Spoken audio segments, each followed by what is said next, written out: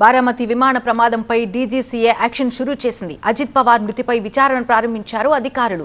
VSR కంపెనీకి చెందినటువంటి ఫ్లైట్లో అజిత్ ప్రయాణించినట్టుగా తెలుస్తోంది. 2023లోను కూడా ఇదే ఫ్లైట్ క్రాష్ ల్యాండింగ్ అయినట్టుగా తెలుస్తోంది.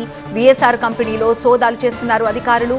ప్రమాదానికి గల కారణాలపై అనేక కోణాల్లో అధికారులు విచారణ చేస్తున్నారు. విమానంలో సాంకేతిక లోపం తలెత్తిందా? పొగమంచు కారణంగా రన్వే కనిపించలేదా?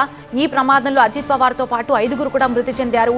ప్రైవేట్ విమానంలో ముంబై నుంచి బారామతి వెళ్తుండగా ఈ ప్రమాదం సంభవించింది. బారామతి ఎయిర్పోర్ట్కి చేరకముందే కుప్పకూలిపోయింది విమానం. రన్వేకి ముందే 100 అడుగులకు ముందే ఈ క్రాష్ ల్యాండింగ్ అయినట్టుగా తెలుస్తోంది. ప్రమాదం జరిగిన వెంటనే భారీగా మంటలు ఎగిసిపడ్డాయి.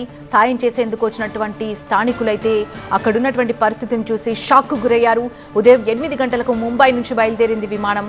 40 నిమిషాల్లో చేరాల్సినటువంటి విమానం 8:45కి బారామతి ఎయిర్పోర్ట్ దగ్గరే ఈ ప్రమాదం జరిగింది.